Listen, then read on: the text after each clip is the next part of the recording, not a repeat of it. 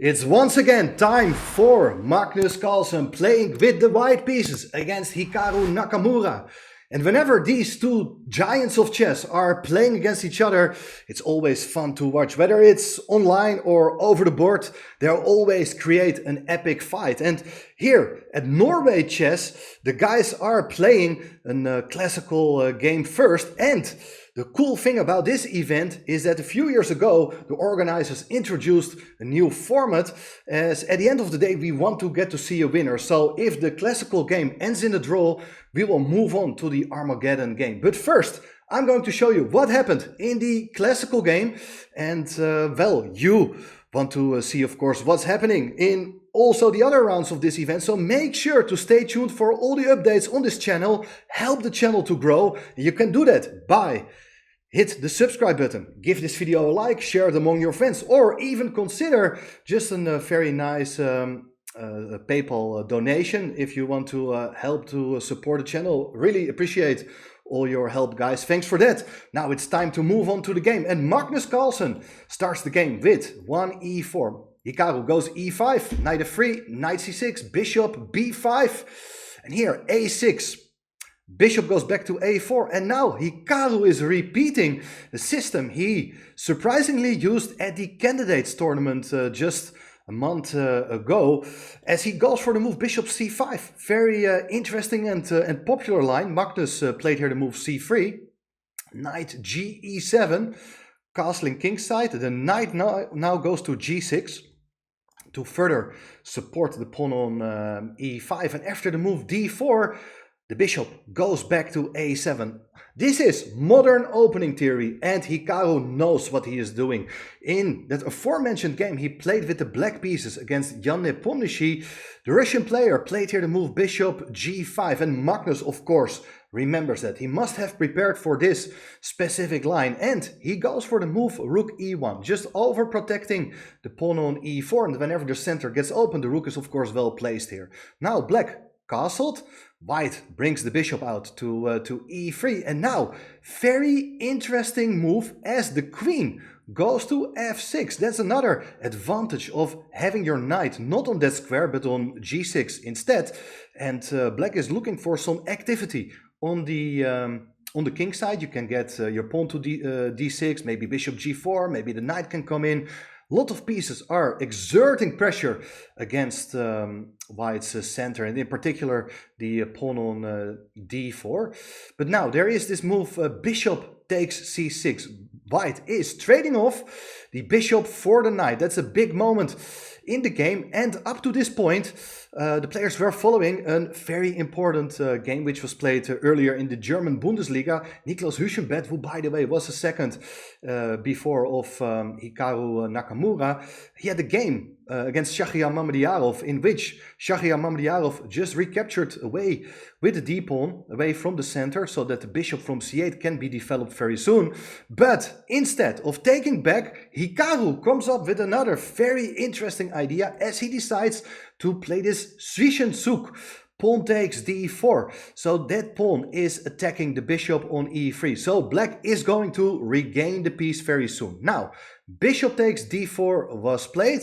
Bishops are coming off the board as well as the queens, as white does recapture with the queen and black takes on d4. So the question is, how is white eventually going to take back? You can always consider taking back with your c pawn. Then it looks like you have a very nice center, but a lot of pieces are exchanged in that case, and black is very solid in this case because these pawns, they cannot really cause any damage to black's position. So instead, Magnus, caught by surprise here, decided to recapture with the knight, and then after d takes c6 we get a very typical structure which normally arises from the Ruy-Lopez exchange variation. Same structure. White does have a kingside majority of 4 versus 3, but black does have a very nice bishop, which is of course usually a better piece when play is on both sides of the board. It's stronger than a white knight. But let's see what happens here. White goes for the move knight e2. Black played the move c5 to attack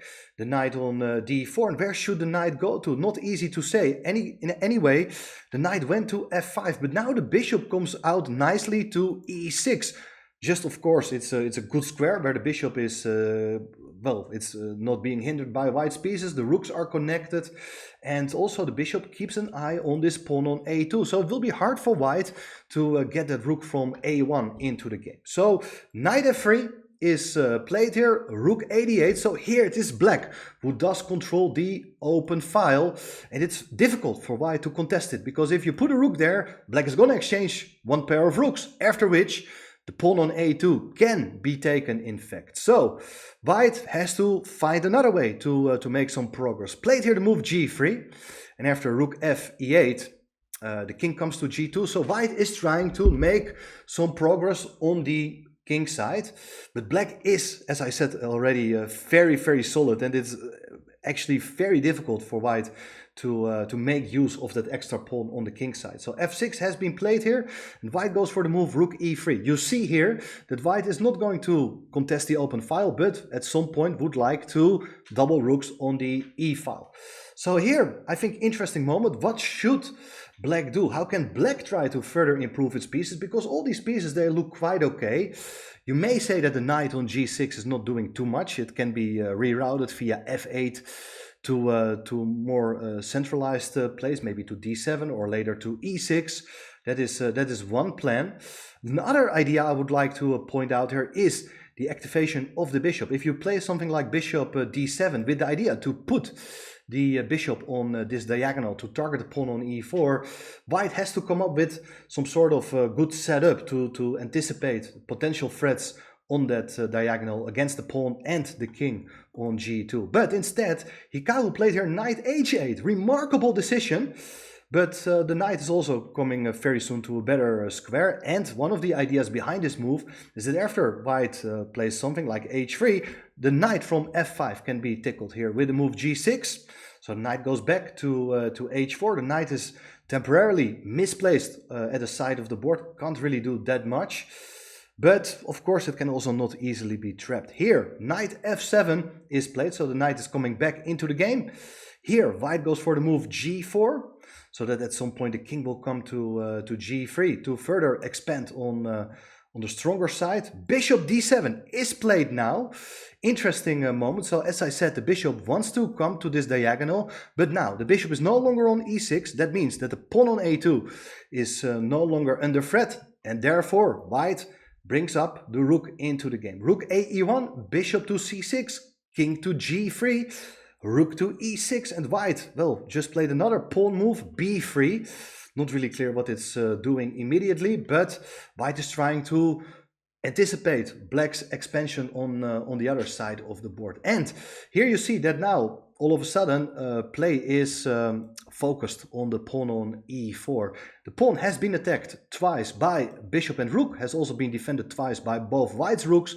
Just want to show you one line. If black decides here to attack it one more time with rook d e8, white is just in time to keep that pawn defended with knight d2. And if you attack it one more time with knight to g5, then white has the chance to play f3 when everything is just under control. Therefore, black doesn't want to move the rook away from the open file. It's doing pretty okay on d8. But what should black do? Not obvious at all. King f8 was played. White played here the move c4. So white wants to set up a blockade on the queen side. And after the move a5, white played the move a4, so that black is no longer able to create a breakthrough on that wing. b6 has been played. Knight to g2. Knight is heading for the f4 square to attack the rook on e6, but also to come into the d5 square. Therefore, g5 has been played here to cover that square. The knight on g2 cannot come forward, cannot move at all here. Rook 1 to e2, so that after rook to d1, knight fe1 has been played here. So the knight is heading for a better square. Maybe f3 can be played at some point as well. Also ideas with rook d3 at some point. Anyway, now black shifts the attention to the d file. Rook ed6. Looks very unpleasant, like black is better, but Magnus holds on here with the move rook c3. He's keeping everything defended here. And, well, it's difficult to say what should be played here. Black should probably try to enter with the other rook. Maybe move the rook from d1 to b1, so that you're making space for the other rook to enter. But How to break through? That is not obvious at all. Instead, Hikaru played here the move knight to d8. So he wants to get his knight from d8 to e6, and then it's controlling the dark squares on d4 and f4. But here it is knight e3 attacking the rook on d1. The rook goes to d2. Rooks are coming off the board, so that enlightens the pressure exerted by black's pieces. Here the knight from e1 comes to f3, so to hit the rook on d2, and after rook goes away, the knight comes to d5, and here white is super active, attacking both the pawns, and after bishop takes knight, here Hikaru offered a draw, and Magnus accepted it, and I think Magnus must have been very relieved. Now the position at this point is indeed very equal, because the idea is that after pawn takes d5, black can of course bring its knight to d6, and you're absolutely fine, but you're not able to attack the weakness on b3 any further, while the rook is also controlling the e-file. So it's very difficult for either side to make progress. So anyway, we do have a draw, and that means we are moving on to the Armageddon game. And in that Armageddon game, we have an imbalance in the time control, because Magnus is playing with 10 minutes, Hikaru is playing only with 7 minutes. But Magnus, playing with the white pieces, has, of course, the pressure here to win the game on demand. He needs to play for a win. If Hikaru draws or wins the game, then it is of course good for him, and then he wins this mini match, and he gets, instead of 1 point, 1.5 point. Now let's go back, because Magnus once again plays the move e4, and after e5, knight f3, knight c6, bishop b5. So we have the same moves up to this point. After bishop c5, for this occasion, Magnus deviates with the move castling kingside. Interesting idea. Now knight ge7, and look at this, knight takes e5. Typical sacrifice you often see in these kind of openings. Temporal piece sacrifice. After knight takes e5, the pawn comes to d4. With a double attack, you're going to regain the piece. But black, after the move b5, he's attacking the bishop on a4. Bishop goes back. He decides here to take on d4. Queen takes d4, and now the pawn goes to d6. In fact, this is a very, very well-known position from the Arkhangelsk variation. And normally in these lines, in these Arkhangelsk structures, the knight is actually on f6. Here the knight is on e7. It may look a bit more passively placed, but on the other hand, white no longer has ideas to quickly go for f4 and then e5 to hit both knights. Anyway, Magnus is not looking for a sharp theoretical battle. He just wants to get a game. He plays the move c3 so that in case the bishop comes under threat, it can always drop back to c2. Castling kingside, bishop f4, c5, queen d1, queen goes back. You may think, why is the queen going back that far? There are other options as well, like placing the queen on e3 with the idea to go to g3 later, but Magnus had a different plan. After queen d1, bishop b7, attacking the pawn, rook e1 is played. How should we evaluate this position? Because white does have the bishop pair, but these bishops are not really having clear targets. I believe that objectively black is in really good shape. If you, for instance, move your knight once again to g6 and the bishop goes away, you can put your queen on f6 here as well, like in the previous game. And here I do like black's piece activity. I don't think black has any weaknesses here at all. He can place the rooks in the center, he can jump with the knight to f4. Looks like a very comfortable game. But knowing that a draw is a good result, I think Hikaru played here a bit too passive. He played a move queen c7, just keeping the pawn defended. The bishop goes back to c2 to defend the pawn, rook a8, white develops the knight, and here the queen goes back to c8. Remarkable idea, but at least the rooks are connected now and the queen is working on this diagonal. But here the white queen comes out to h5, putting pressure against the knight on e5. Anyway, rook fe8 had been played now, and it should be said though that you cannot really take twice on e5, because at the end of the line that knight on d2 will be hanging. Therefore, rook ad1, white defends the knight on d2, and now it's knight 7 to g6, attacking the bishop on f4, but also defending the knight on e5. Bishop to g3. Black goes for the move c4. typical move often seen in these structures. The bishop on c2 doesn't look too great at all, but white played here the move knight to f1, and I think it's an interesting battle. I think white is maybe a tad better, but after something like queen c5, you can see that black is also trying to keep fighting here.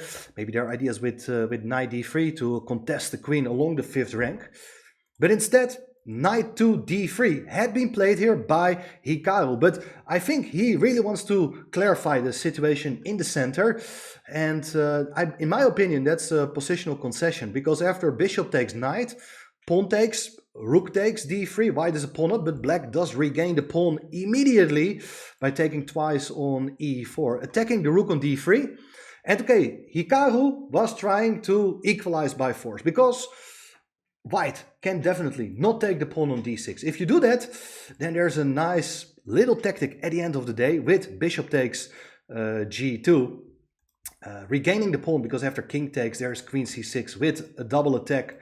You're taking the bishop on the next move, and only black can be better here with this opened up king's position. So white is not going to take the pawn on d6 yet, but played here instead the move rook d4, attacking the bishop on e4, and the bishop went back to b7, still making use of a tactic that bishop takes d6 still is not a good idea.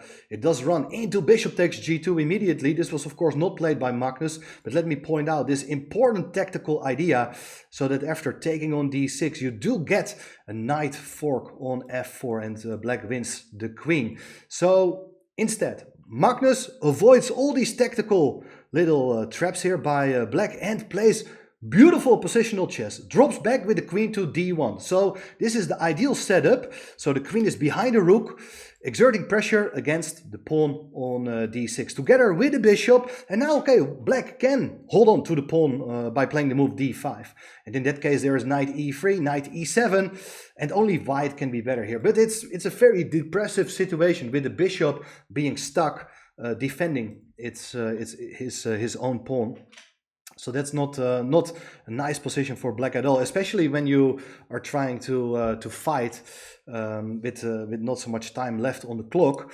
So here Hikaru is opting for active defense. He sacrifices the pawn on d6, play the move h6, avoiding any back rank issues, but white gets a pawn, and that means really something. King h7, the knight comes to e3, queen e8 was played here. Now the queen goes back to d4. White consolidates its position by placing the queen in the center. In queen endgames, it's always a good strategy, of course. And after queen c6, white played the move f3. Not that black was threatening mate on g2, but you want to bring your king at some point and, well, neutralize this bishop on the diagonal. Queen e6, attacking the pawn on a2, b3, and knight e7. Interesting moment. Black is preparing here the move knight f5, aiming for the exchange of pieces. Now white avoids it by playing the move queen d3. Queen g6 is played, and now very interesting moment. White has the possibility here to play queen d7. It was not played by Magnus. It is a double attack. I'm not really sure why. What was the problem? Maybe white didn't like the idea that there's a potential check, but if you do give a check here, well, there's knight f1 and both pieces are hanging, so that's not good. Maybe queen g5, defending the knight and attacking the knight on e3. It's more annoying, but also after something like bishop f4, queen takes e7, white is still a very big pawn up. But Magnus, he is not looking for the best way of playing. He wants to have full control, and he knows what he is doing. He just takes on g6. So he's going for the exchange of queens, and after king f2, black goes for the move knight e5. Another big moment in this game, because can you really go for the exchange of knights here? Well, Magnus didn't take on d5, because after knight takes, bishop takes, you have a pure opposite colored bishop endgame. And well, there is a very good chance that black is able to hold it. If he managed to get his king closer to the side where white has an extra pawn, it looks like you're able to hold on here. It's not 100% sure, but I do really like Magnus his next move, as he decided here to keep the knights on the board to maximize his winning chances. He's going back with the knight to d1 to defend the pawn on c3, and after the move f6, king e2, king f7, king d3, king e6, he activates the king. And he is saying that, okay, you cannot do anything with your bishop and knight. They are not able to target anything. And after the move knight e7, the king walks in to c5. And also look at this bishop on g3. It is cutting off the path for the black king. So it's very difficult for black to generate any counterplay. King d7, knight becomes more active. So still the king can come to b6 very, very soon. Black goes for the move h5. White played here the move c4, creating a passed pawn. Very instructive technique by world's number one. After the move g5, he puts the king on b6 with an attack on the bishop. And after bishop c6, white can actually just take another pawn.